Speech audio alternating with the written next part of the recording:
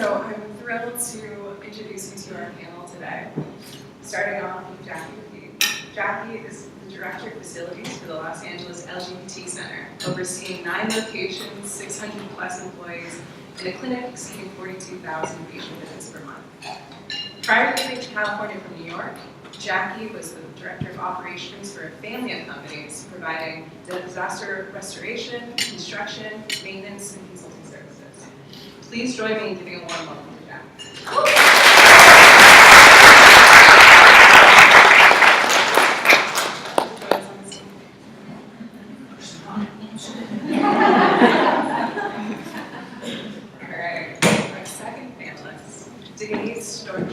Architect at Silver Planning Architects. She is a knowledgeable resource for historic preservation, adaptive reuse, and is also actively involved in managing affordable and market rates housing projects. Prior to joining Camp A, David Eaton served as an associate preservation architect at the State of Los Angeles Office of Historic Resources. She's also a runner, a cyclist, who participates in triathlons to raise money for charities. Please join me in giving a warm welcome to Steve.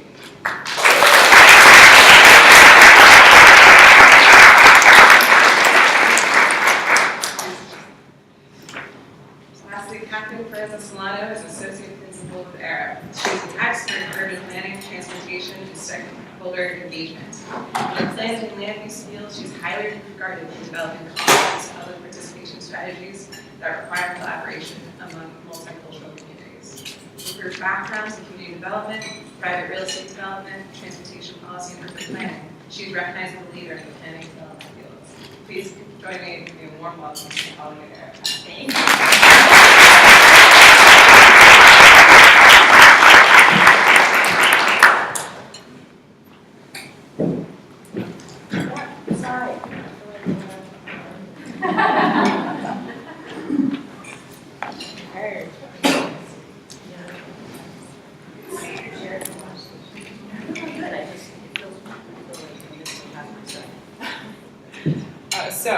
To kick it off, you've all been deeply engaged on mega science of the architecture, engineering, construction industry, and beyond that. How have you seen this industry develop in terms of LGBTQ inclusion? What was it like 10 years ago versus today? Are we starting with me? I would like to start. All right, I'll go, but I'll be brief. But first, this is my first time, and I have to ask, because I didn't think of it until is this gay enough? I mean, as a trans woman, like coming into here for the first time, I did have wardrobe malfunctions this morning, and I'm not sure what was appropriate, so this is it.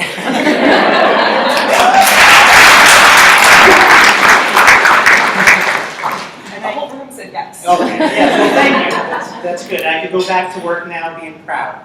I came out late in life, so you can believe me when I say, of anyone I've ever met, I have a really unique perspective on this whole thing, because from the time when I was a contractor to the time where I flipped to the other side, and by that I don't mean the transition, I mean going to work for somebody else as opposed to having my own company, and then being in the field and, you know, the person up on the roof in the rain and the snow back in New York, to this, I don't know what was happening industrially or corporately in all that time I spent on a ladder, but I can tell you that in my world where I was, with the power tools and the trucks and all that stuff going on, this could not exist when I was, you know, getting my feet wet in the business. There was an ocean of testosterone, which wasn't enough to flip me to that side. I always knew I was trans, but the conversations, the attitudes, and the unbelievable lack of women in this industry. I never met any. In all my time, I met one facilities director one time who was female, and she had only gotten that because there was nobody else, and they told her that was her responsibility now. She was a housekeeping manager who was just shoved into the role. So to see that from then, and this is going back maybe to the early 90s, to today, when I can be in a room like this and see all of you, and people I look up to, like I work with Karen from Saban Clinic. I'm sorry, I didn't mean to embarrass you, Karen, but I look up to Karen. She's a facilities director for a big clinic, you know, and see, I'm going to embarrass you too, Cassie. Cassie, who's my property supervisor, who I keep saying will have my job really soon if I'm not careful, to see the growth that this is where we are now. It's exciting for me to see that. And I don't think I did anything to help make that happen, but I am excited like a little kid at Christmas to see that it is happening.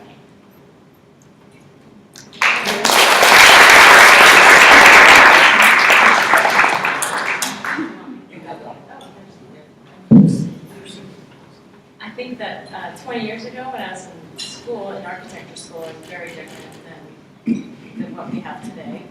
And I know we're not there yet, but the progression, I don't think I was even out in school. There wasn't no such thing for us to have. So I just remember all my friends, everybody, even people who were dating, let's say somebody from the same sex, but you couldn't talk about that. It was just something that we just all just went to studio, did our thing. But I think the hardest thing that came out of that was when we graduated, went to work for firms, and you had to bring a spouse to the Christmas party. How do you deal with something like that? Because we couldn't have spouses back then. So it just happened to be lucky enough to be with the firm that I'm at, and the bosses were so receptive, and they were just so great. And you know, and at other firms, it was not like that, especially the ones from Texas. And you know, you just, and I'm not saying anything wrong with Texas, but at the time, we just, it was a different world. And, yeah. So my name is Catherine Perez-Delano, and I'm with Arab, and I kind of have a very different story. And I do appreciate the two men that are here. I appreciate that. I know, too. Because I think this is more than just a women issue, this is a people issue, you know, the stuff that we're going through. And I'm a person who was married, have 3 children, my ex-husband and I, he's my only husband, but he is a wonderful human being, great father to my children. But I really didn't come out, I just started dating my future wife after divorcing my husband, but I just did that. I just started doing that without thinking about what it meant for other people. But then we got married and I added her into my name, and it was interesting, the response from lots of people. Why didn't you do that when you were married to your husband? And I said, well, it didn't seem appropriate. Whereas this, married to my wife, I had to. I wanted to claim my marriage to my wife, and I didn't want anybody questioning its authenticity. So that's why I have like the longest name. It goes on and on. I'll get to the question and answer very quickly, Brenda. But the thing is that I ran for state senate last year. And I want to say that was, I was married, I was running my successful company, it was my kids were getting ready to go to college, it was a great time, and I decided to do this. It was absolutely the hardest decision that I had to do for myself because it became about you, right? I mean, it's not like, oh, I'm going to go support you for doing this.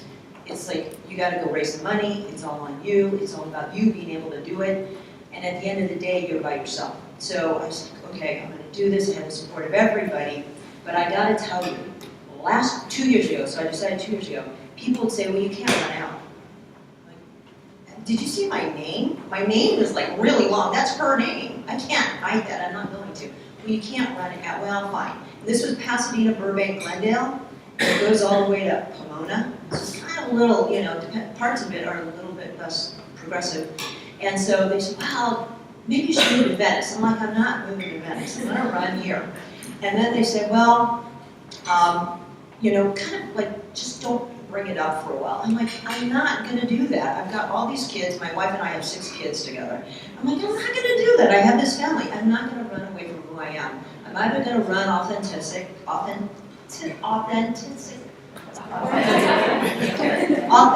to myself, or I'm not going to run.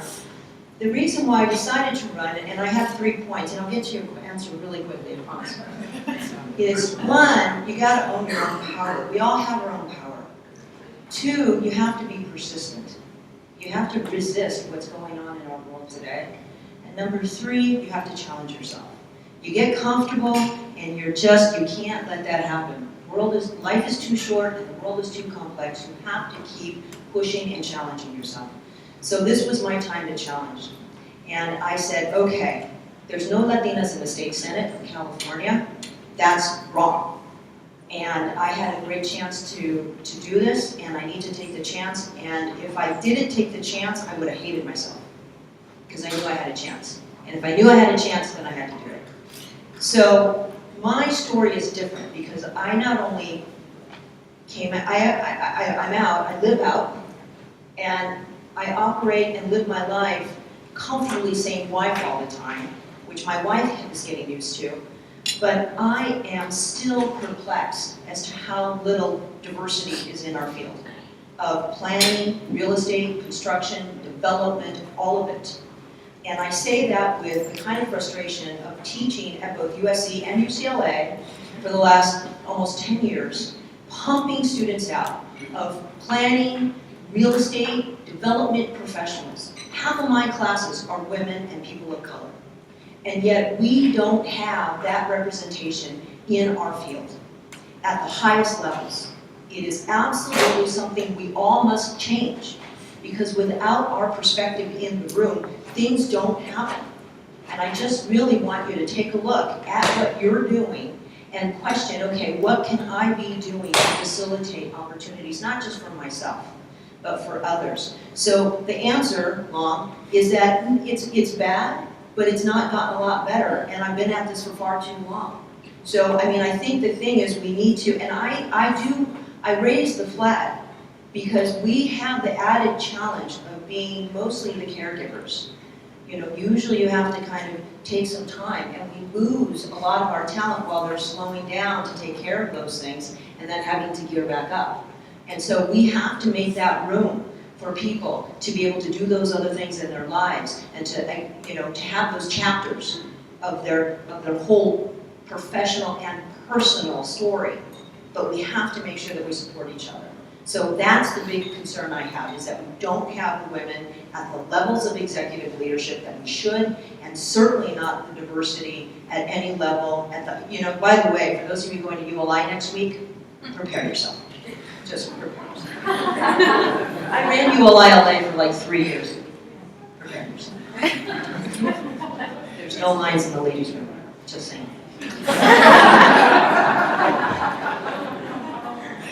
Love it, but it's gotta change. Thank you very much. I guess the biggest pressing question now is if you had to choose between USC and UCLA.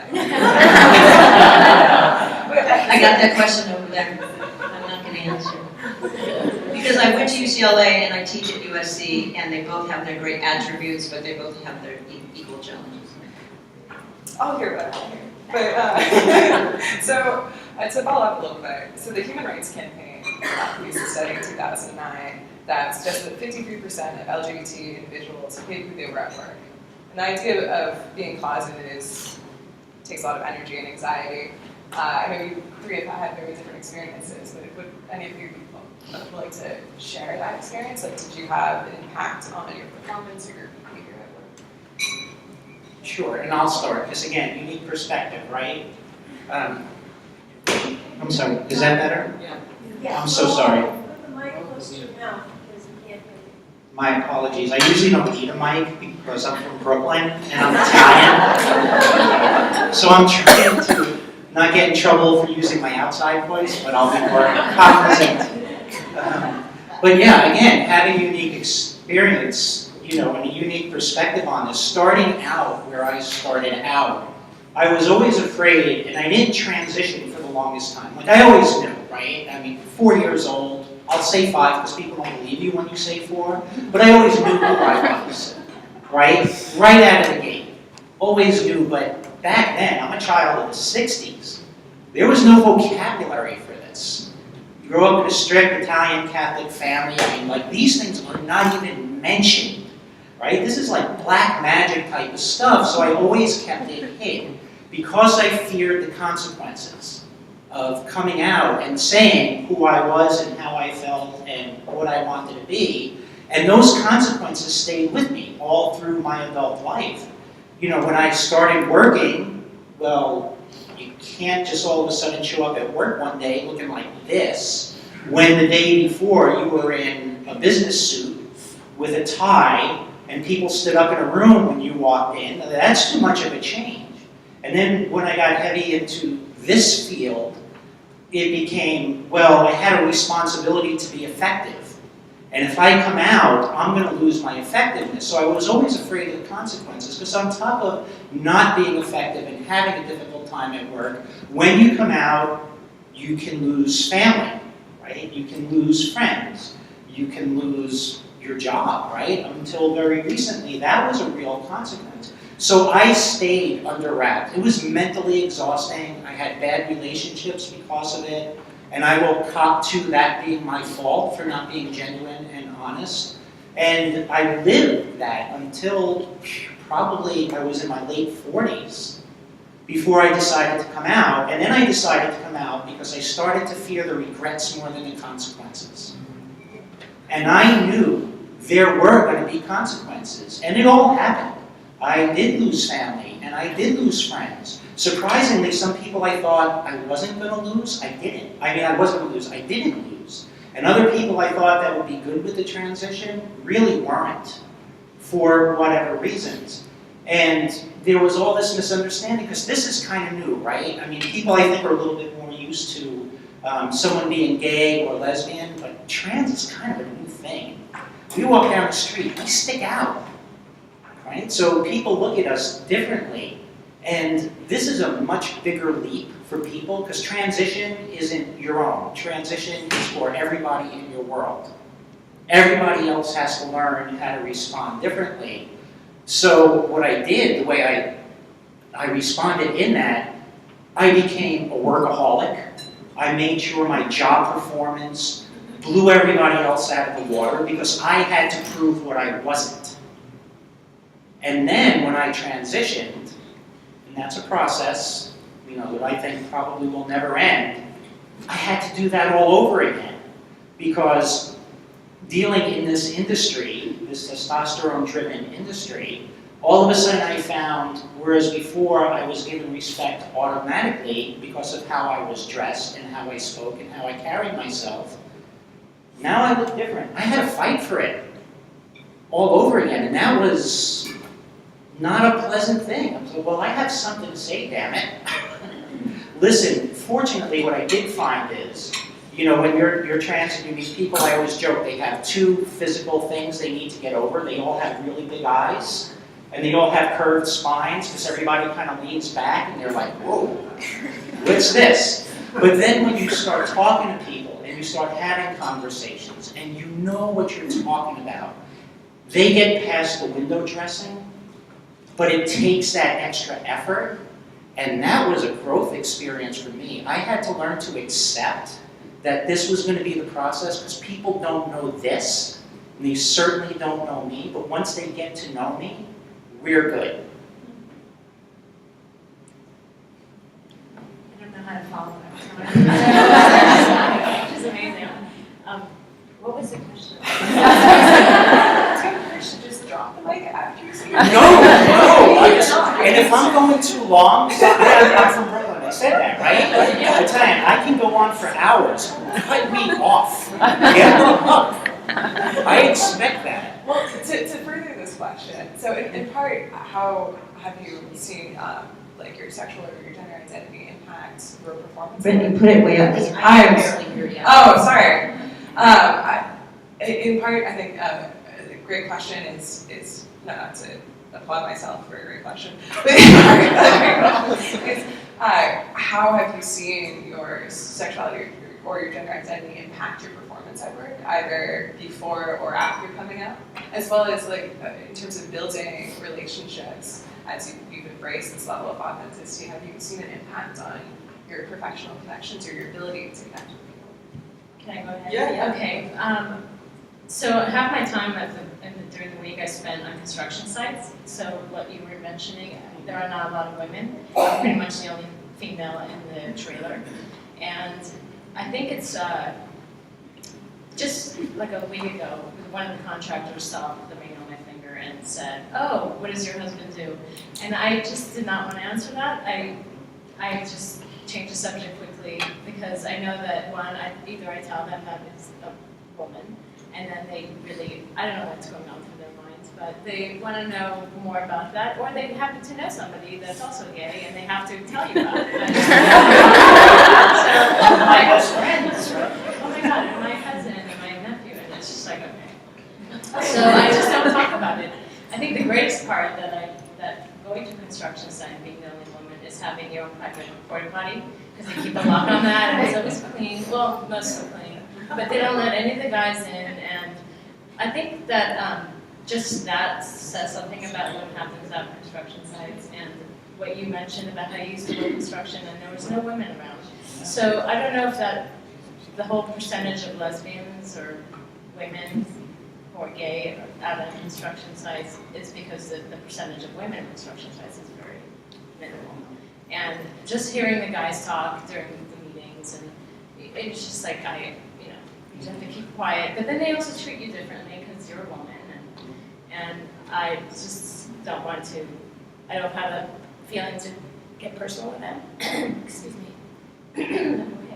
Okay. I know everything about them. I don't want to talk about them because I just don't want to hear it. So I, just do our job and do a good job, and just try not to. You feel different as a woman on a site. You wonder, like, do they want to do this, or do they think that a man would do a better job, or all those thoughts go through your head. You just have to keep going.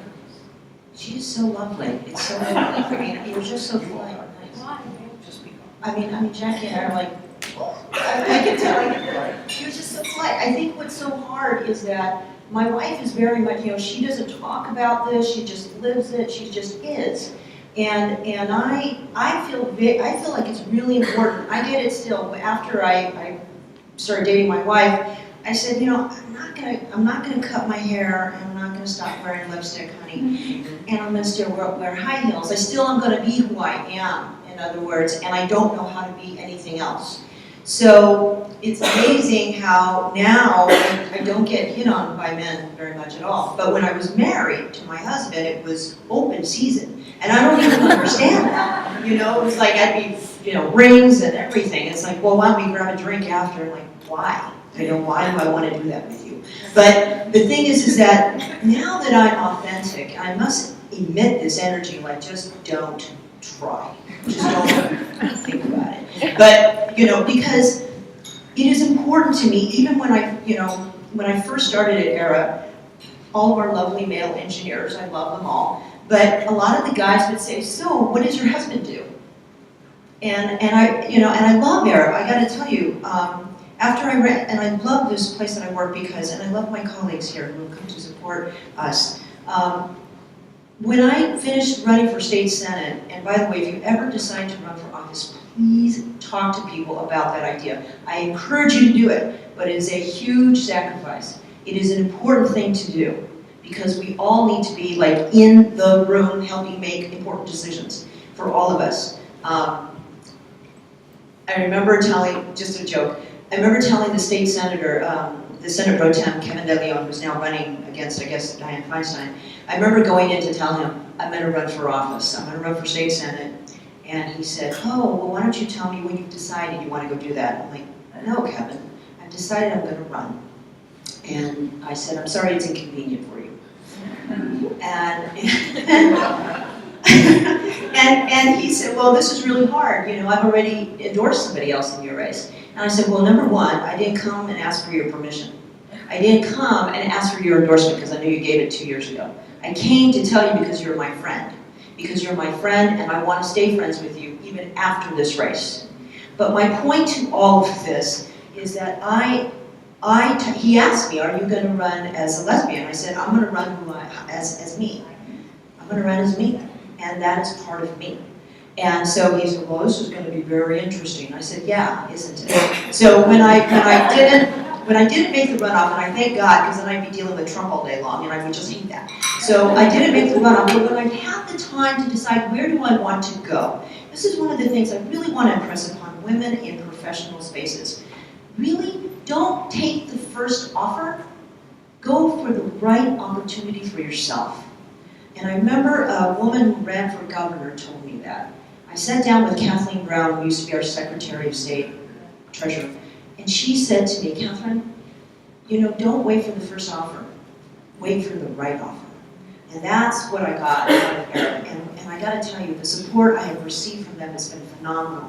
And working with a lot of men in our offices all over the place has really been wonderful. And I easily drop I said, you know, my wife and I have this house and blah, blah, blah, blah, and I just let them like, okay, got it, okay. You know, just let it like sink in, right? You let it, like, okay, and then I just move right on. But it's just been very interesting. As they first met me, they would say, so what does your husband do? And I got that a number of times. And I'd say, my wife, my wife, my wife. And very quickly, but it takes a little bit of extra work. But unless I do that, and I feel like, and certainly at my level within the office, unless I do that, I just feel like I'm not helping change the industry.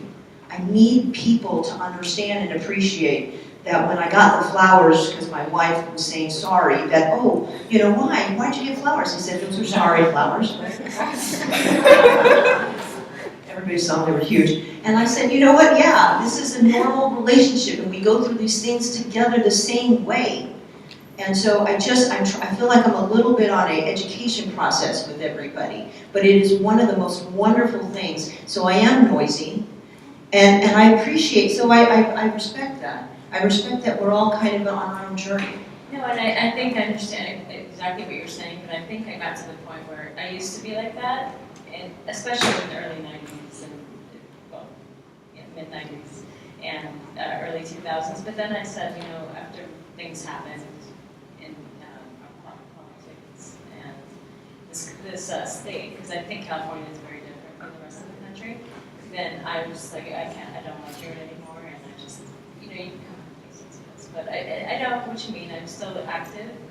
Well, you're here. Just there, I just don't want to deal with some of these. It depends on which construction site you go to, I guess. Yeah, and if I can just tap onto that, you are so right, because it's exhausting. Yeah. It's absolutely mentally exhausting having to always have that extra conversation. Everything should be given, right? You have your job to do. People have their responsibilities to make your job done, right? Except it's not. And for me, I find it's really hard sometimes not to devolve into who I used to be. Because I used to be maybe not so nice sometimes when it took a little bit of ass kicking to get I was stuff wondering done. about that. Yeah, I mean, I was taken seriously off the bat, and not because I was mean or anything, but I had my standards and people knew what they had to do, and that just came automatically because of how I carried myself and the fact that I wore a suit or a hard hat way back when, right? It was given, it was expected. And then when I first transitioned and I'm dealing with people, and I've actually used this phrase, and like I said, it's kind of hard to not devolve, and I just left it at this, but I have more than once thrown invoices back at contractors and told them, don't let my pretty eyes fool you. I know my shit. Rework the invoice. But that's exhausting to have to always do that. And so sometimes, not that I accept bad invoices, but sometimes, yeah, you just let it go. Sometimes it's like, I just don't have the energy to make you more of an accepting adult. I just don't. I wish I did for everybody, but I don't. The only way I think we can successfully do that is just being us out there and let people sing it and not being afraid of the different. Because what's different we don't like or we're fearful. And I think maybe that's the better way to do it than the constant trying to convince people over and over and over again. So I get both your points, or they're both right. God, you guys are so cool. Personally speaking, it's meant the world to see Catherine in the Arab office. To see someone who's so outspoken and this like badass leader and who's not a straight white man. And so that being said, have you guys seen anyone occupy the space in your firm or in your professional network before you? And I guess alternatively, as young women join your companies, is there anything that you want them to know? Whoever would like to start. Okay, I'm not shy, right? You get that? First one at the buffet. You want to be behind me. But yeah, and again, you know, so I transitioned, I work at the LGBT Center, right? And that's a pretty safe place to be doing what I do, right? So lucky me that I was able to get that opportunity to do what I do. But again, you know, going in, the person who I was replacing, I got to know for a few months before she retired, and it was a woman facilities director who'd been there just shy of 20 years. And I was just saying this at our table before we started, and we used to talk a lot. We used to swap war stories, because that's what we do, right? It's shop talk. And she would talk about how incredibly hard it was to be in this business. She was an electrician. She was a licensed electrician. To be in this business 20 years ago, before it was really cool to be gay. And how hard it was for her to be functional and to get things done, and not just with outside contractors, but even within the facility. Because even people in the community looked at her as something different because she was just this facilities director. Like, that was incongruous. So she had a real battle that she fought. And I remember we were driving back from a new site we had opened, and I told her, thank you, because you laid the groundwork for someone like me who came out in life. I'm reaping the benefits from what you went through. Not that we're there, you're totally right, Kendra. We are far from where we want to be. But the fact that that could even happen, to open a door to somebody like me to go in, it's just like, how do you say thank you for that? And then to see, again, someone like Cassie, who is this young millennial who gives a lie to everything about millennials, and has all this time, and I don't mean to embarrass you, but you're the perfect example of someone who's up and coming in this world and will own it. And will own it, and hopefully be where I was 20 years ago, where nothing else matters but the quality of the job. That's exciting. Before we move on, I'd love to just repeat the question, because I think I'm accidentally whispering up here.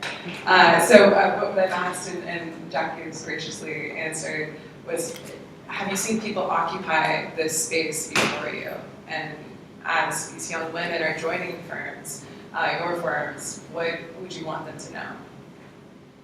So when I started in the industry, I did not have any mentors or anything. So there was nobody that was out that I could look up to. And like I said, I was lucky enough to have great bosses, so I was able to slowly myself come out and introduce my partner and all that. But today, I know that in the last 10, 15 years, I've worked with a few people that have since come out, and I actually just went to a wedding between two women. Just when I met one of the women at another firm, she had been straight, and now she's with the love of her life and another female. And it's like great to see everyone have an opportunity to be able to come out and be part of that, this industry, and be part of who they are. And I know that we try to put together groups. Just gays in architecture and design, and we meet at gay bars and stuff. And I guess we should be more inclusive. Certain people wanted to join us, and we said no at first. And we were like, okay, let others come. And so we are being more open about it and letting people come. But I know that we also have this. There's so few of us in the industry that we still want to have this opportunity to meet together and just talk about what's happening around us. And so I think we are growing, but we are very far from being equal. I mean, just a quick story, just a few months ago at one of the construction sites, we all went outside the trailer because we had to look at a female construction worker who's laying down rebar. Wow. She was the only one out of probably 50 men.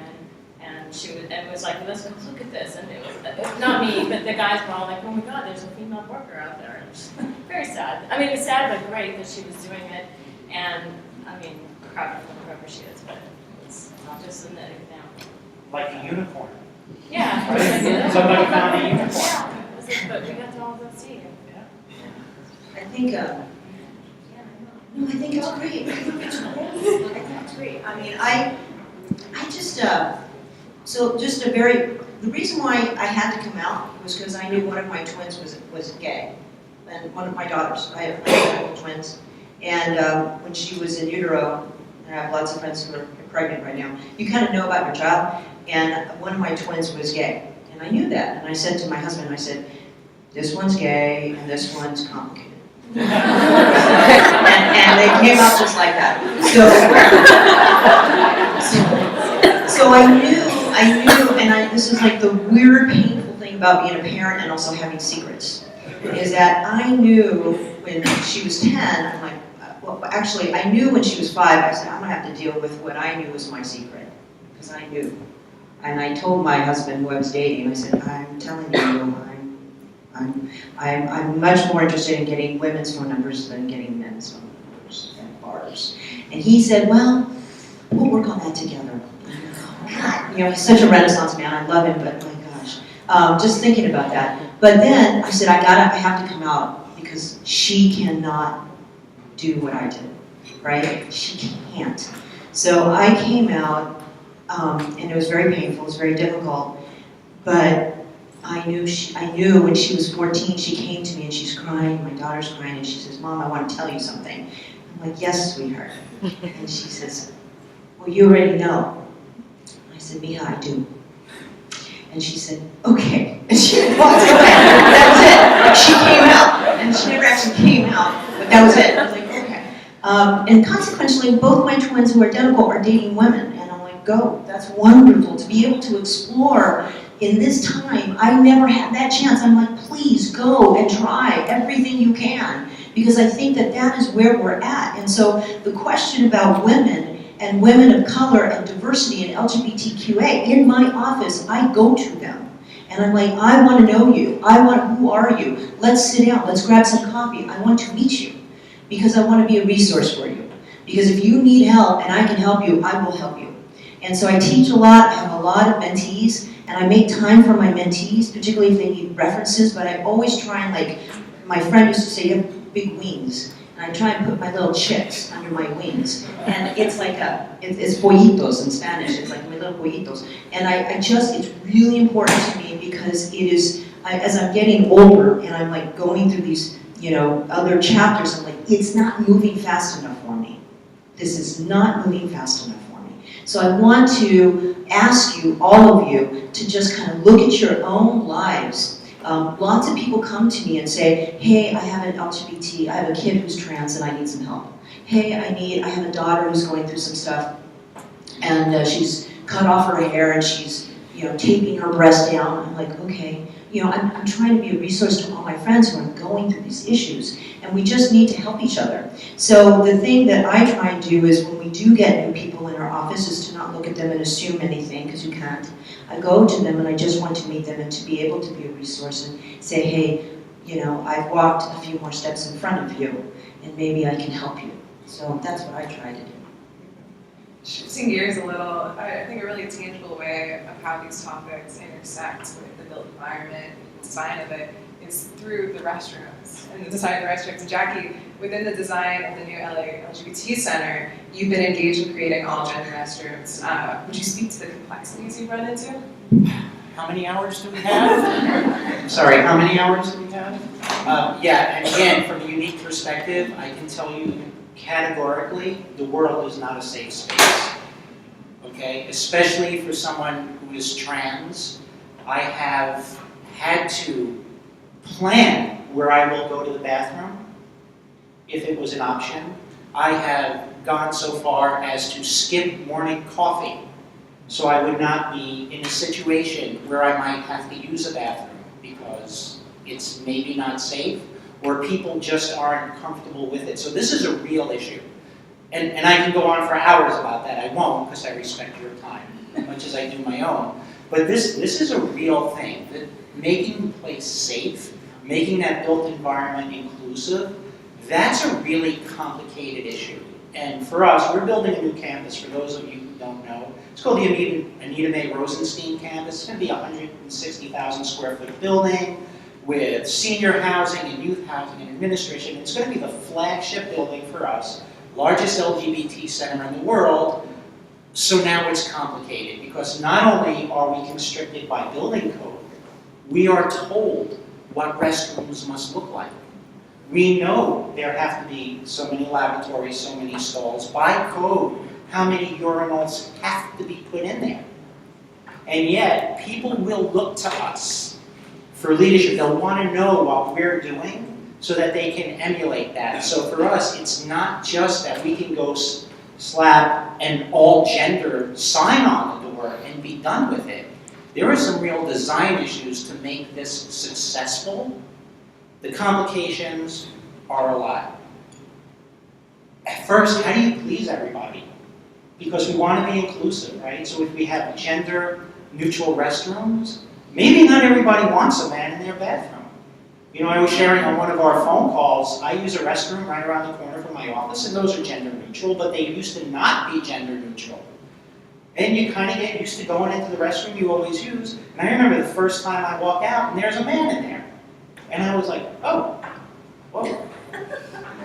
Double take. I don't know if I like this. It just felt odd. And that's coming from me. If you think anybody used like not care, and I don't care philosophically, but it caught me. So the whole culture of going to the bathroom with your girlfriends or your partners and talking, was like, that's all going to change if it's full of men, right? So what does that mean, right? To be inclusive. How do you maintain privacy in a restroom? So now we start getting into things like full privacy stalls, right? Well, maybe that helps, but that adds to a cost. We talked about on a phone call, for me, one of the things I think of when I think of equality in bathrooms, having been on both sides, I can promise you in my old life, I never waited on a line to use a restroom. In, out, back at the bar before the second half of the concert starts, right? But in my new life, I'm looking at my watch before intermission going, I better get going now, because I know I'm going to miss the first 15 minutes of the second half by the time I get back. So what does that inclusiveness look like? What does that equality look like? I've done research, and there are urinals for women. Okay, but is that something everybody feels comfortable using in the same way men use urinals? If you see the pictures, you'll get what I'm talking about. Together, Jackie, I'm like, how does that work? It's out there. They use them in Europe, but Yeah. just looking at the pictures, and we don't have to get graphic here, but you can imagine the complications. So is plopping urinals for women, does that make it equal? So there are all these questions, all of them. How do we make it equal? How do we make it safe? It's much more than signage. We're working with our architectural firm to figure this stuff out, and it may be that the only answer we can do because of the constraints of what code tells us we have to do is to do the best we can within the existing structure, like putting up full privacy stalls and a bank of sinks. And one of those restrooms is going to have urinals for people who feel so inclined, but if you're the woman in there, I guess broaden your horizons, you know? I mean, I don't know, like, if that's really the answer. So this is a work in progress even for us who know that people are looking to us for leadership on it. Thank you. Have you, either of you seen this intersect with your work? I mean, in March 1st this year, California became the first state to require all single occupancy bathrooms to be gender neutral. So I was just gonna say, and I don't know if you both have, any of you have kids, I don't think so. I'm fine with it, you know, go all gender, I don't care. I was at this event and it was a Equality California actually event, and they put the all gender bathrooms up there, and I'm walking in and there's men at the wash basins, there's women at the wash basins, we all got along, I think, you know, I think sometimes parents get really nervous about children, and I can understand that there's a sensitivity, but I also think we're at a place where there is, we're moving into a new era, and Jackie, and I think you're right, where it's an uncomfortable time, it's time to have uncomfortable conversations, frankly. This is a time in the United States that I think is where we need to actually have our voices be heard. And right now, to me, to get wigged out on bathrooms is just really, you know, I think it's important, but I think for me, I am ready to just walk into a bathroom if it's a bathroom with men and women. I'm kind of okay with that. Maybe I'm just on the other side of it. Maybe I'm just kind of really, really don't care because I've seen everything, and you know, I've really seen everything. I don't need to. I don't have a fear of that. I have a fear of my rights being taken away. I have a fear of somebody kind of taking something that I am entitled to away from me. So having a bathroom where it's all gender and everybody's decent and cordial to each other doesn't weak me out. Maybe I'm wrong. No, I agree with everything you're saying. I'm stuck on the whole fixture count for women's bathrooms and male bathrooms. It's a difficult situation. It's Equal, already but said you it's do not have, equal. and the city will ask you to show them your fixture counts, and I'm like, that's such a difficult thing to work with, because how do you go to the city and explain to a plan checker, this is what my breakdown is, and we have an all-gender bathroom, and it's not part of the fixture count, because it's not the women's bathrooms, it's not the urinals, and what do you do? So that's, Code for sure has Yeah. not caught they up have not, to the conversation. and they won't. And Kevin, to your point, you're 100% right. I think most adults really are cordial and don't really care. But I will share a story with you, a true story that happened to me just a year ago. I was on my way, I was driving, I live in North Hollywood, from North Hollywood up to Sacramento for a conference. And I pulled over to use the restroom because my last vice that I have in life, besides scotch, is coffee. And I drink a lot of coffee. It's like my lifeblood.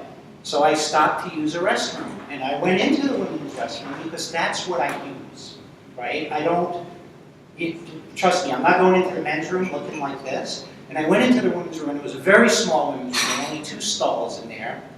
So I was in and out in no time, but as I walked out, in the interim, someone had walked in. And I guess it was a grandmother and her grandkids.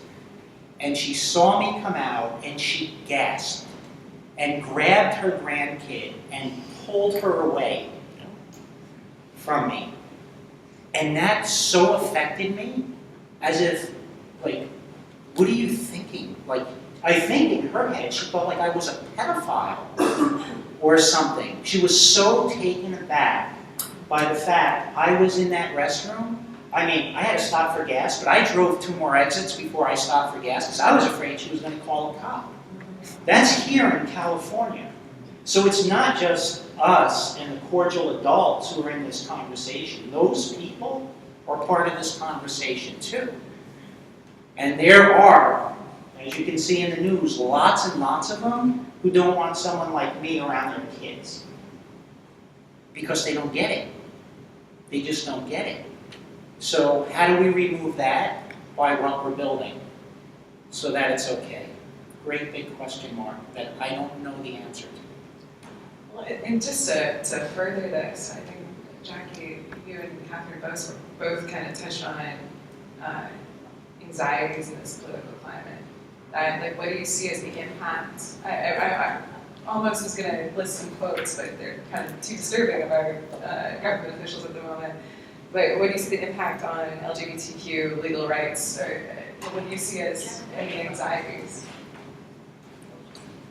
You can imagine. Okay, you can imagine how the current political climate is real beyond words to people in our community. I think, in some ways, part of the concern may not be necessary because we do have legislative protection, right? Gay marriage is here. It's equal. The country supports it. I don't really think that's going away. I can't imagine a shift in this country at the level of every human being are going to be so upset that that's going to go away. I really don't. I think some of the protections that aren't written in stone, like how to interpret transgender as part of, what is it, Title IX? I always get that confused. If that's protected or not. I used to say all the time at the center that I always thought, being trans, the transgender issue was the caboose on the train. It was that final car coming around the bend. And we really thought we were going to be protected too. and now we're not. We don't have any protection to say it's not okay to treat us different, except maybe in some places, isolated. But if I travel, I need to be really cognizant of where I am and what restrooms I'm using. There was a conference in Atlanta, and I purposely booked the hotel where the conference was so that if I needed to, I could run back to the restroom because I wasn't sure how things in Atlanta were going to play out if I walked in. Of course, it was also the NRA convention, so that was pretty cool. Rides on the elevator, you can imagine. Only one who doesn't own camouflage right here. But, so this is a real thing. So those protections aren't there. They're just not. So the impact, I think, is beyond words because I think now we thought we were right there. Maybe we're back 10, 15, 20 years to have to start this conversation all over again to say, get past the window dressing. People are people. And I know we have a lot of trauma in our community. A lot of it because people can't bear being in a world that's hostile to them. So that drama is kind of understandable, but people see the drama and not the people behind it. And I think that's where we lose it. So yeah, so I'm worried. And quite frankly, I say huge. I say it the same way. You know, I'm from New York, so you would think I had a little bit of sympathy, and I am deeply, deeply concerned. So. I would just offer, I actually want to have California cut itself off from the rest of the country and us just float out while this whole mess in Washington happens, because it is very, very difficult. It's very difficult. I remember telling my children, I'm going to fight my battles, and I don't want you fighting those same battles. So I was very involved as a young person in Planned Parenthood. I was very involved in lots of things where Latina advocacy leadership work, women's rights, you name it, I was doing as a young person. And I remember that echo, you know, that said thing I said to my children when they were little. I said, you're going to fight new fights. And they're fighting the same fights now. I mean, we have taken a generation back, Jackie, not just a 10. We are taking a generation back.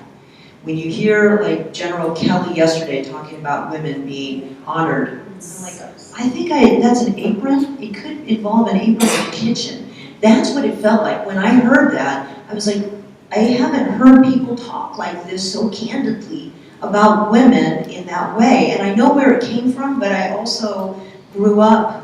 I mean, it just really, really stung when I heard him say that because it felt dated, like really dated. So to me, California is going to mark a line in the sand.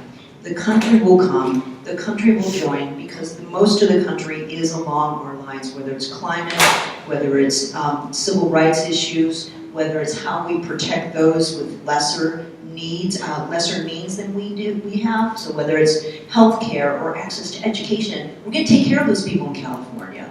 But you step outside of this state and there's a lot of problems. And so we're spending a lot of money, and we're very lucky to be here. And I tell all my students, stay in California, preferably Los Angeles, but stay in California because all the opportunity is here. We are a living laboratory for lots and lots of things, whether it's social issues or, you know, all kinds of interesting stem cell, you name it, we're going to do it. That's why all these interesting companies are starting here. But I just say that this is not a time to be complacent. This is a time to take up arms, to participate, to engage. I was at my church in All Saints, and our pastor, she was saying, now is the time for uncomfortable conversations. Now is the time, because right now I feel like it's important, you know, when Trump won, I didn't think, you know, like, okay, well, I've been through many, many cycles, and I've been through the Bushes, and I've been through, you know, all these different Republicans. I'm like, well, how bad can it get? And you're thinking EPA is going away, and he wants to get rid of all kinds of different departments, and I'm like, he wants, everything that comes out, it's incredulous to me. And the fact that trans are not being allowed to enlist and participate in our armed services, and the voluntary armed services, is beyond me. And so, you know, it's one of those times where we really need to take stock. We cannot let this go, because it will not get better. It will not get better. So all I'm asking is that you kind of, I don't want to get into World War III. I don't want to have our economy completely tank again, because I lived through a few of those and it was very painful. I want us to really, really thrive as people and families. My concern is that we have someone who's really putting us in a course correction that's going to take us 2 generations to get back on track. What opportunities for advocacy are there in terms of building codes, internal company policies, or outward-facing client relationships? How do we make this initiative? Jackie wants me to answer that. So I think you're in the I'm so perfect position fascinated though, with because both of you that way. unlike trades, but you're in the design part of things, so you probably have a better answer than I do. But except that I'm just thinking about it, going, what the city, the time checkers, codes are not up to date with what's happening in the world around us. And I understand what you're saying about California, because it is fabulous. The rest of the country is way behind, and it's unfortunate, but I think they are going to catch up. I don't know how to answer that, except that we just need to go out there and tell them more, and then argue and sit there in front of them meeting the building department and saying this is how it's going to be, or we have to make it work this way, because this is the time that we're changing, and have your council members part of it, have everybody part of these discussions, because that's how we can get things done. And we just need support, and we do need to be vocal about it. So, because nobody knows, or nobody won't bring it up on their end if you don't bring it up to them. So, if I'm answering the question. Oh, absolutely. Okay. And again, I have to plead ignorance because I'm on the knock down the walls side of things, generally. But I think nobody's ever asked us, right? Nobody's ever said what works for you guys. I bet you when code was written, however many years ago, no women were at the table to say, hey, you know what? We probably should have some extra stalls in that bathroom because I want to see the second half of the show and not miss the first 15 minutes, right? So I don't know what the answer is, but maybe, and I think, Catherine, you touched on this, we need to be at that table. We need to say when these things are being written. I don't know how we get to the table, but I think we damn sure have to be part of it. Oh no, Jackie, absolutely. No, okay, so all of you, go to your resumes. Check and see how much time you have to go either on a state commission or a local board or a local organization, and you can absolutely be part of the things that we're talking about. Because these are things, as I said, are not going to change unless we all participate. And all of you are touched by the issues that we've talked about. The things that we carry that we're just like, we have to carry this extra load, but you know that there's people in your family or that you care and love for, care about, that are going through this same stuff. They're walking amongst us because they're either, living out or not living out, or trans or struggling, and you know that. And it's just not going to get easier unless all of us look at our resumes and see how much time we have to be able to contribute and do our part. And I really applaud the Women in Green for allowing this panel, because this is the first time I've actually done a panel like this. And I have not. I've intentionally not, because you can tell I'm kind of an emotional person about these issues. They're very private. The stuff we go through is very private. And so the fact that we're sharing, and I appreciate my colleagues kind of being very open about how hard it is. And I don't want it to be that hard. It shouldn't be that hard for us to live equally amongst everybody else. And so look at your time. Look at what you can do. How can you contribute? It matters, because I am in the environment where I have to deal with there's so much lack of understanding and lack of willingness to engage because, someone got killed because they were, trans and they got hunted down. Oh, well, there goes another person. That's not the way we should live. We should live in a way that people can be open, authentic, and not be afraid to walk the streets. Not be afraid to walk into, but as women, by the way, as women, we always walk around in fear. We can't just go, it's so funny. I was going to take a bike ride the other night, and my wife was like, I don't think that bike lane is lit. And it was at night, and she's like, I said, it's not lit. Maybe I won't go on that bike ride. You know, I mean, it's every single experience that we share, that we know we can be assaulted. And now, you know, you hear about all these people in Sacramento, because when I was running for office, these women in the Women's Caucus, you know, like, we talked openly about how easy it is for people to just violate us, as if we're there for them to do that. And and women come to me in the industry and they say, well, I was standing in line for food at a conference and this guy just reached over and groped me. And I'm like, don't stand up for this. We are human beings with rights and integrity. And I'm just asking you, because you're here, and I'm so glad you're here, because it was early. And it took a lot to get here in that traffic. So thank you. But also thank you for listening to us. Thank you for actually taking the time to hear our stories. It matters so much to me that you are here, that you appreciate, that you care enough to come and to listen to what's going on in our world. Thank you. Before we end, we have some Q&A. Just remind us today, right? Oh, yes, okay.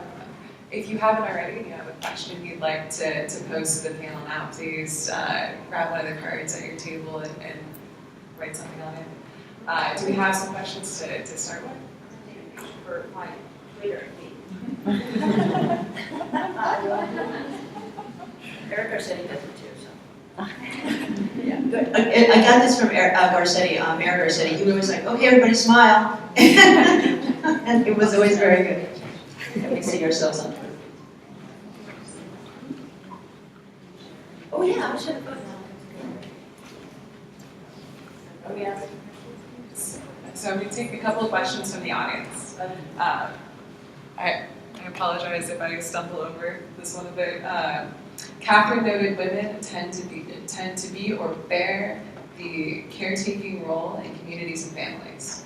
I see so many amazing women who are in government positions in LA who are caretakers of our wonderful city. However, they do not seem to have the power positions. How do we help highlight and elevate women doing amazing jobs, taking care of our city socially and infrastructure wise? We are at a lucky time. Who asked the question? Julie Root. Julie. So we are at an interesting time. Salita Reynolds, rock star, right? Deborah Flint, rock star. We have some amazing women who are doing fantastic and transformational things. I mean, those are the things that we have to help, in terms of acknowledge and recognize that it's a lonely field.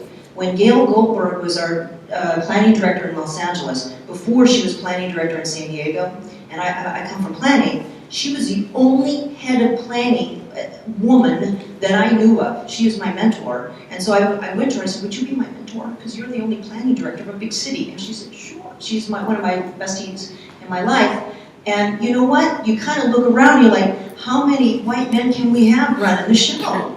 It's like, you got plenty. And then when I look at panels, and this is one of the things I have a big criticism about, these panels, and it's like, I guess 52% of the population has no opinion about things. So I really try and get, when you hear about an opportunity for somebody to participate or somebody's getting an event together, hey, make sure there's diversity. Hey, make sure there's a woman on there. And this cop-out, well, we couldn't find any qualified. No, there's plenty of qualified women to participate and engage. So just be aware. The optics are important.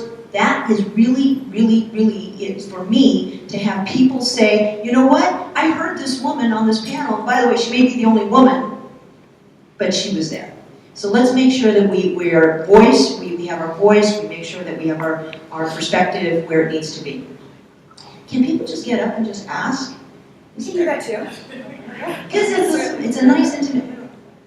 She's not. Before we do that, what can we do to communicate that a workplace is LGBT friendly? We have a great big banner outside. Come on now. You can't miss the place.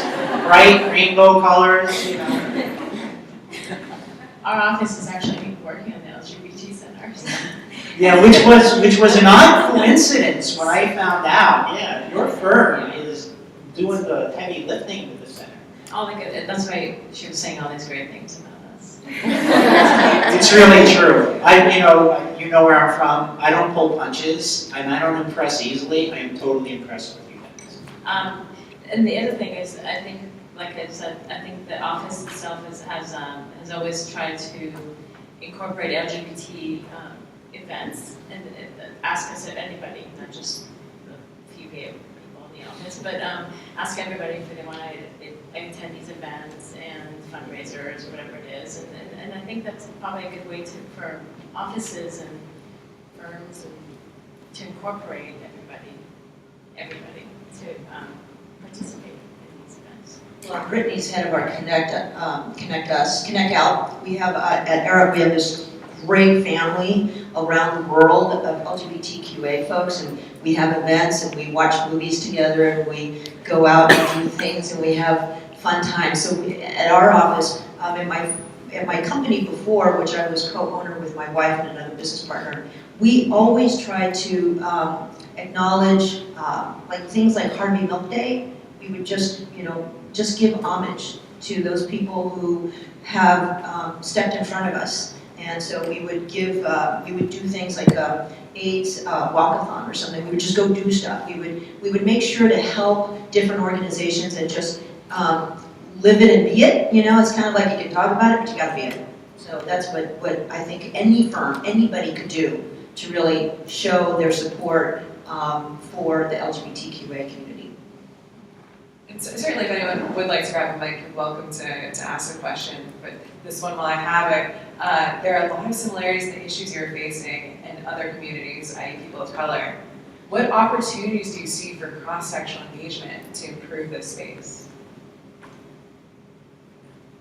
Well, that's a really interesting one, but for us, because of who we are, and not just the center, but we do so much outreach in the Black and Latino communities, and so much of that community is part of our community. For us, I think that overlap already exists. Yeah. I mean, that's one thing I have to say. Our place is not totally populated by old white guys, although we do have some legacy, but we do have that diversity in there. And I don't think it's on purpose. Like, we don't hire people just because we need to check off a box, but they already exist. They already exist, and then they come on because they have the talent to be on. And I think that's really where we need to get, right? It doesn't matter. Everything else is window dressing and backdrop. Does the person have the talent? Are they a good person? And then they come on. Well, a lot of LGBTQA community groups, organizations are partnering with MALDEF and human rights efforts, immigration, energy, environmental groups. So we already do a lot of that bridge building amongst each other so that we can actually make sure that we're kind of coming. So whether it's people of color or folks who are particularly at risk, immigrants and immigrants' rights organizations, those folks, the most vulnerable, seem that we coalesce because we have common concerns and vulnerabilities. So we already do that mostly. Great questions, too. Oh, what kind of training does your organization do around gender fluidity? For example, are you promoting gender-neutral language? And how are millennials influenced in this effort? And how does it affect the role of women? Well, obviously, because of who we are, yes, we do. We have mandatory trainings for trans, bisexuality, etc., etc. People are very good about sharing their preferred pronouns. A lot of people will put on their signature pages for their email their preferred pronouns.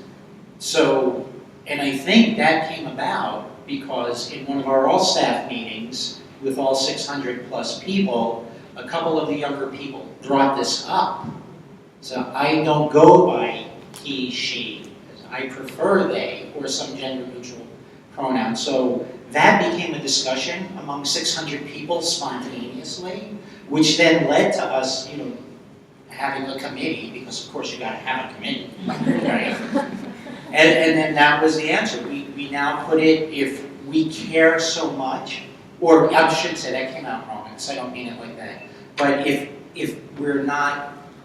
we don't fit the profile, then we put it right on our signature page. So when they might get my name Jackie, and then on the bottom, preferred gender pronouns would be she, her, hers, and then everybody knows, and it's just a simple fix.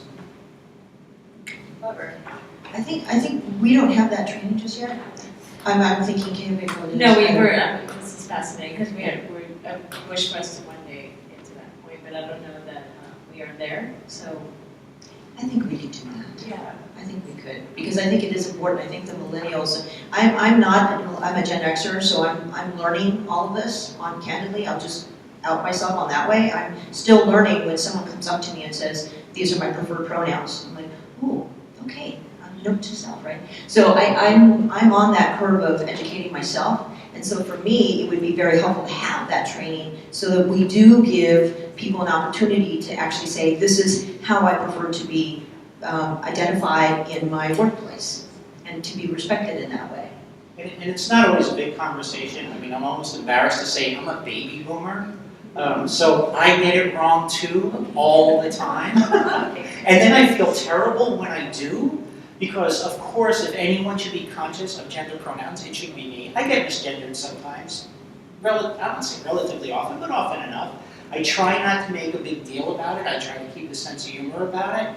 But it's kind of a fine line too, because yesterday I was on the phone with someone, and it was for a medical appointment. They had an old record with my old name on it, and they said him. And then I corrected her, the nurse that called me, and I said, oh no, actually, it's Jackie, that's she.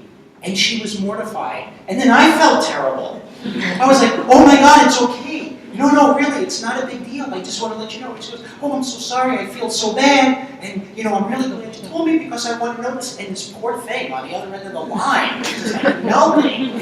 And so it's kind of a balancing thing too, It's like we're trying to win hearts and minds. We don't do that by hitting people over the head. It's like, it's okay. Natalie, I'll see you Friday.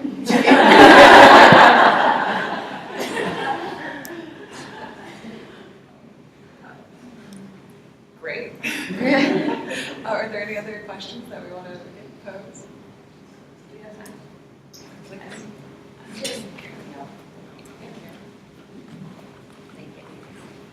I'm curious if you guys have a view about technology sort of hindering or helping awareness or acceptance of the LGBTQ community. And I come at this from sort of my thought processes.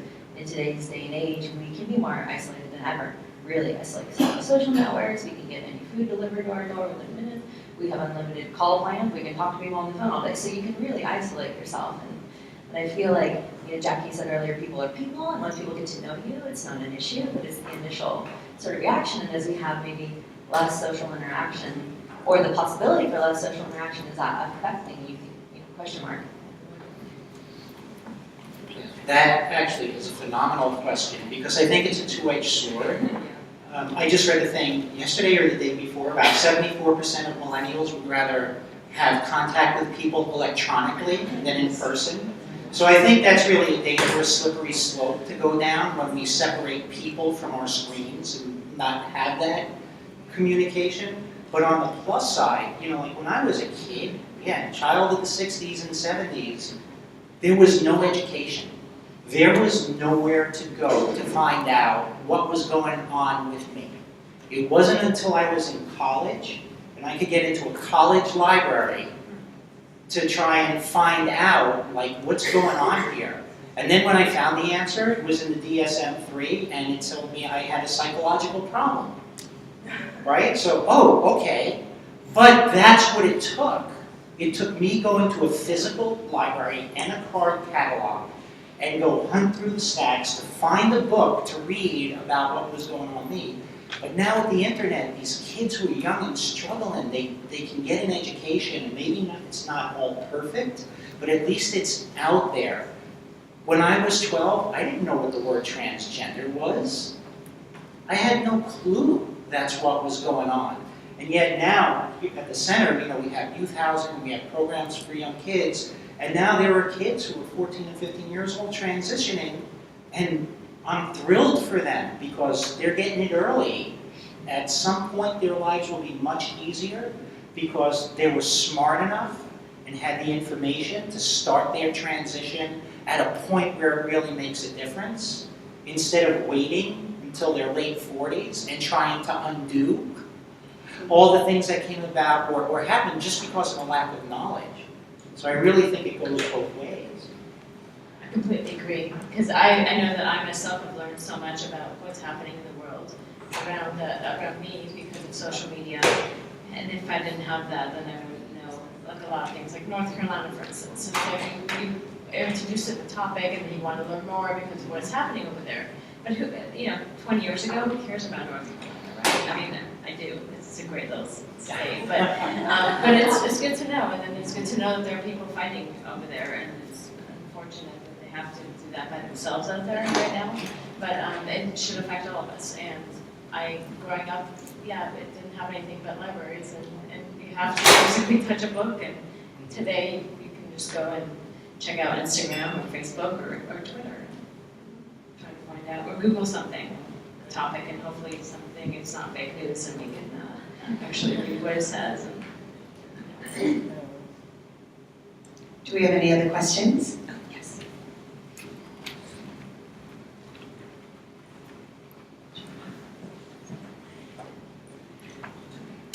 Hi. I think there's something very interesting happening right now in the zeitgeist around the boundaries of private, professional, work, personal life.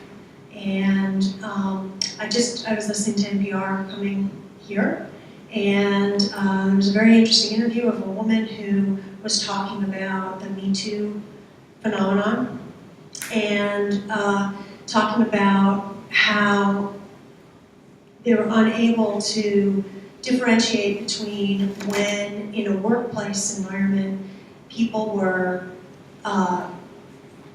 being personal for a predatory kind of way, or anyway, this idea that in the workplace, where are the boundaries of how you interact with someone, how you talk to them about their lives, because we spend at least 8 hours a day with this group of people. So do we keep them completely separate from our personal life, or do we bring them in? And there have been some different perspectives, I think, up here. And I'm interested in talking about that, especially for young people who this work it's consuming. You spend a lot of time at work.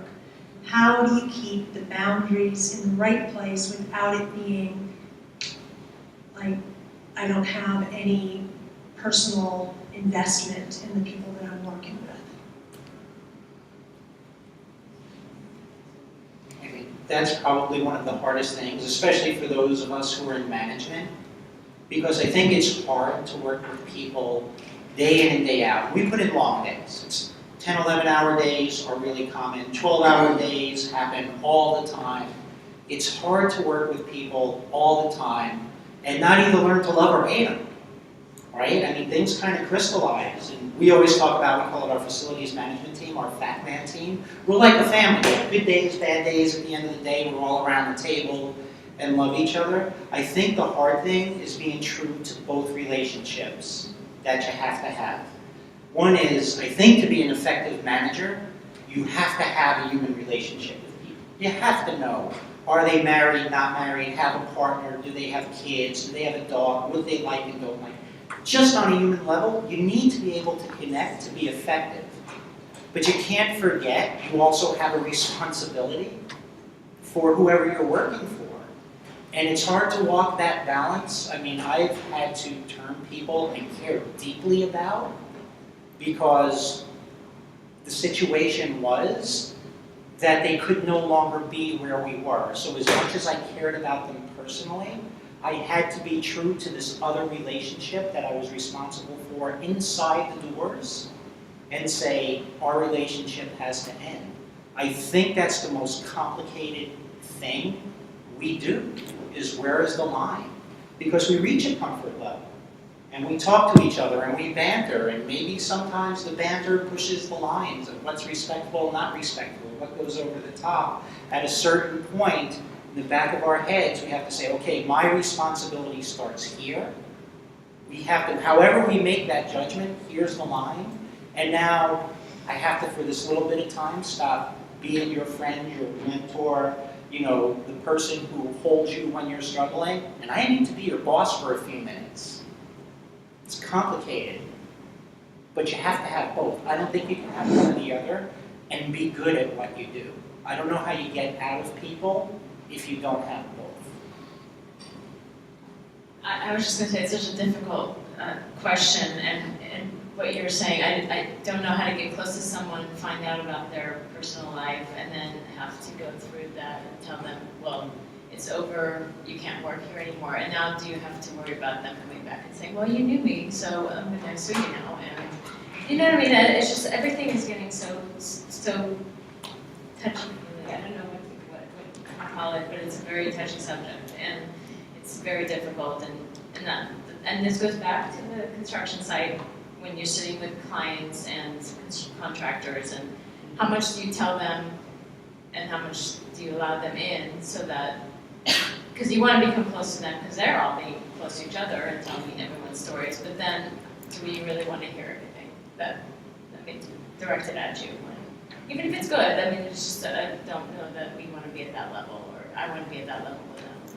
This goes to people I work with. I mean, how much do you really want to tell people, and how much, because you don't want to make people uncomfortable, and you don't know what is going to make them uncomfortable at the end of the day. So it's a very difficult, very, very difficult, and I think it's a very trying time right now, because I think everyone is trying to figure it out, like how far do you go, how far do you keep your mouth shut, I mean, what's personal, what's like public, and I think that's You know, as a supervisor, it is very difficult because you have to be their boss. You have to make sure that things are met, timelines, deliverables, blah, blah, blah. But you're a human being too, right? And you care about people's well-being. I'm very, very mindful of the different sensitivities of people. There are some that are very, just like, I work here, just leave it alone, don't. Right? And you can just tell. I really respect those boundaries, and when they decide to say, oh, by the way, I'm breaking up with my partner, and I'm like, I'm sorry if you need extra time. Yeah, I let people let themselves into my space, because I'm so darn open, you can tell I'm like, whatever, I have nothing to hide. I have nothing to hide. So I am like a book where some people don't want to be a book, and they will only share certain pages with you. And you have to respect that space. And so I'm really careful about just people's well-being. There was one person in my office, she looked terrible. And I said, are you sick? Are you okay? Because she looked really sick. And she said, well, I'm having a hard time at home. And I said, well, why don't you take some time off? Why don't you just, if you want to leave the office, don't worry about it. I just wanted her to know, I didn't need to know all the details. I'm supporting her. Whatever your situation is, I don't need to know. I support you. So she felt better, and then the next day she came back, she says, thank you, I just needed some time to take care of some things.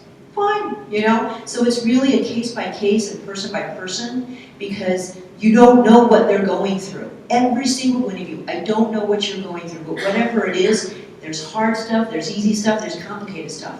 And that was one of the things that I have learned in my paths, is that every single person has their own journey. You don't know where they are. They come into the office, you don't know where they are. They could be on a path. You don't know. So all you can do as a supervisor, and in today's world of just being, I'm available to support you, what do you need from me to assist you, but also know that I don't need to know anything more than you're willing to tell me. Because I don't probe, I just don't ask. I didn't know somebody had kids for a long time. And when this one person said, yeah, I'm dealing with my kids, I'm like, okay, so I locked that away, saying maybe this person might have a different schedule and stuff like that. I just, as a human, you try and relate. But I'm really careful about boundaries, because some people are hypersensitive. Like, there are some people in my office, they just, I'll go have a cup of coffee and that's it. And then there's others you know, let's go off on a weekend doing stuff like skiing, not like that, but just like skiing. And I think, I'm sorry, I think one of the things that complicates that whole thing is, again, from both sides, both perspectives, I think men in business relationships, they start with a wall, right? There's this protocol, there's this norm of, we're not touchy-feely, we're not personal, I don't care about what's going on, like, I don't. And then gradually that wall starts wearing down, and maybe you spend a lot of time in a truck together, and when in my old life, I worked with my brother for a while, and his wife used to go out of her mind because we used to work 20 and 30-hour shifts on a regular basis. We'd be in the truck, and she would say, well, what did you guys talk about to my brother? And we're like, nothing. Like, how can you be in a truck for 30 hours and not say anything? Nothing. Like, do you want coffee? Yeah, let's go for coffee, right? So that's where men start. But I think for women, because the natural instinct, and this isn't a stereotype, I mean, I think this is just a fact, are more nurturing. If there is any wall, it starts way lower and is much more open. And if anything, someone's got to work at building that wall. So the baseline is to be caring and want to know. And like you said, maybe they don't want you to know, but I think the receptiveness is there. So the relationships for women to each other, male or female, that work for them, I think just starts at a whole different baseline than it does for men. You know, it's like, I used to use the phrase, say it walking. You know, like I didn't want to hear it, or I didn't have time for hearing it. It was perfectly acceptable in that life to not care so much. Because I was busy, whereas now when I'm busy and someone comes to talk to me, I for sure don't say I only have 5 minutes. I put my phone down or I stop answering my email, and then we talk for as much as is almost always necessary. I just want to add, it is complicated. I'm trying to be mindful about how I even refer to people. The other day, a colleague of mine, he came and he checked in with me on something. I said, okay, thanks, sweetheart. You know, I didn't mean it like that, but it's just like, or thanks, hon. You know, and I don't want to be like that. And I turned to him, I said, I'm sorry. He says, no, it's cute. I'm like, okay. With him, that's okay. But I don't want others to hear I'm like calling him sweetheart, right? But it is, you know, it is easy to slip right now. But it's in that moment, say, oh, you know, I really apologize. I don't, you know, because you just don't know. And I think we need to be mindful about how we're operating in this kind of very different time. And I'm just kind of confessing that to you, like, huh, sweetheart. I'm all scared now. Like, that now comes out. And really quickly, I think what you said, Jackie, if you try to be, if as a woman you try to be different than what their perception is, they always ask, what's wrong? What's going on? And it's like, I just don't want to talk to you right now. So I know what you mean. Yeah, because it definitely is that men have a certain way. And if you try to be that, or if you just don't feel like it, like being that stereotypical woman, then they think there's something wrong with you. And that's probably goes back to working construction. Yeah. Well, clearly it's that time of month. Yeah. I didn't want to say that, but baseline assumption, oh boy, here we go. Or week before, And that's so unfair. It's so unfair because nobody should have to play it being open or not open. I mean, if you don't want to have a conversation, you shouldn't have to justify why you don't want to have a conversation because you were born with a certain set of chromosomes. I don't get that. So I just wanted to follow up a little bit on this discussion in that, so one of the things that I was thinking about is this idea of rights and responsibilities. So our right is to be private and have privacy, and at the same time we have a responsibility to convey to the world, to the community that we're in, whether it's work or wherever, what it is that we want and how we want it. So in other words, there's no assumptions. Someone grabs me or says something, calls me sweetheart, or demeans me in some way, or demeans my intelligence. It's my responsibility in that moment to correct it and not swallow it down and, you know, say, hey, you know, whatever, making excuses. And so that's kind of an interesting, to me that's very interesting. I if people in my very small organization are transgender, and we've had a lot of conversations about the responsibility to say right up front, my pronoun, my preferred pronoun, how, no, that's not correct, eyes up here, buddy, that kind of thing. And so I thought maybe that would be part of what we need to talk about as both women and also people of the LGBTQ community. Thank you. I hope we have time for one more question. Oh, over here. Okay. Split up the room a little bit. Thanks so much for sharing your stories and perspectives. Closer? Okay. So my question is, what do you feel are some of the best resources available for leaders, organizations, and even communities, maybe cities or municipalities, to facilitate environments of diversity?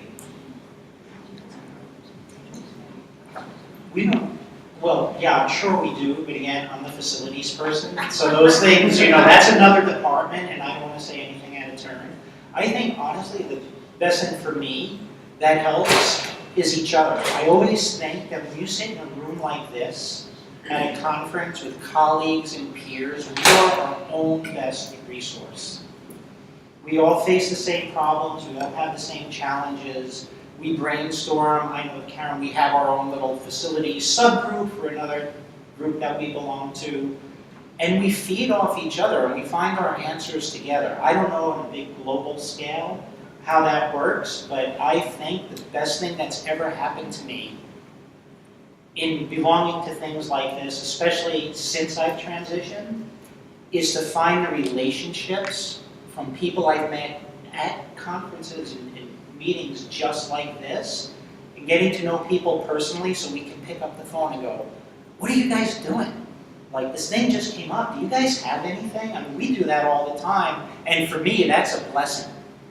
Because otherwise we'd all be reinventing the wheel. So again, on that global city type scale, I don't know, but I never take for granted the amount of talent and the amount of intelligence that is out there if I just reach across the table and say, help me, figure it out. There actually is at the LGBT Center at Equality California, there's a lot of private consultants that will come in and actually look at your organization, your department, your agency, and they will help you customize kind of a program, not a program, but like a training, and particularly in today's world of, there's the trans community, but there's just the identification and how we address issues. I think it's really incumbent upon all of us to kind of say, okay, where are the holes here? Where do we need to kind of tighten this up a little bit so that we do, I mean, like you say, we're an open and welcoming group, organization, company, firm, right? And so you want to do that, and maybe you're not there yet, and you need some help from somebody who really knows how to do that. And there's lots of resources, LGBT Center and then Equality California are the two top ones that I know have resources on the website, but there's lots of consultants that are specifically from different groups that will come in and help you. So please don't think like, oh my gosh, this is a big issue, how do we deal? There's lots of resources out there for everybody. We're going to take one more question. I was going to say that. It's kind of like a follow-up from the question before, because we talked about like sometimes like you might get offended sometimes at workplace, and people may not even aware of that. So I just trying to figure out what's the best way to let them know about it, like without offending them back, like say something like I'm working in their previous company and there's no girls' bathroom on the second floor, but there are two bathrooms. There are two bathrooms, but there are no girls' bathroom on the second floor. I have to go downstairs to the girls' bathroom. It was like, that's something that I could talk to my boss about, but I don't know because I know one of the bathrooms is for the managers, which is all guy. I was the only girl in the group at that time. And then or sometimes you'll be colleagues who heard of me. I just don't know how to open up the conversation without you know. Can't you just ask them straight up and say, why is it that I have to go downstairs to use the bathroom? And not in a bad way, just sit down and say, how would you guys feel if you were me and I would have to go downstairs? Yeah, I guess it just, it's also like from my culture or whatever it is, it's just, sometimes it's hard to It is very hard, and start a it is a conversation. cultural thing, and it can be that, people of different backgrounds are resistant, reluctant to kind of say, hey, wait a minute, I have a problem here. And it can really kind of get from just a bathroom to you violated me, right? So what you have to do is you have to take steps on your own, and this is just something we all go through as a Latina, as a woman who grew up in the sticks of Coachella before it became cool. I was reluctant to raise my voice because I felt like it was out of place. It wasn't my place to raise my voice as a Latina. And I felt like it was important for me to just mind my own business. But think about it this way. If you would have said something and now you're going forward, you maybe will, but there's somebody going to be behind you that's going to have the same thing.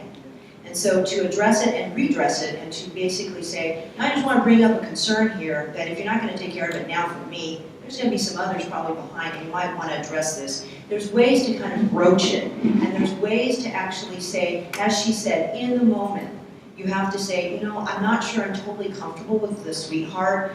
I know it was probably, you like me and that's all charming, but I don't like that in my work. And then it gets fixed really quickly.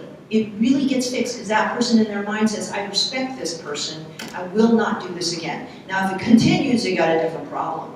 But essentially nip it right in the bud as it happens, stand your ground, and really make sure that they respect you for the professional person that you are, and that you shouldn't be just because you're a woman or you're polite, that they should take you for granted or take advantage of that. I agree. I just want to say, when somebody calls me sweetheart, I just say, my name's Melissa. There you go. So it's not rude, I'm just like, my name's Melissa, like, my name's not sweetheart. Okay, that's all. I told you, I did it. I do it, All right, I think we're just about out of time. I just want to thank our panelists. Thanks, Brittany, for moderating. I hope you guys all enjoyed yourself and the discussion today. So just join me in giving them a round of applause.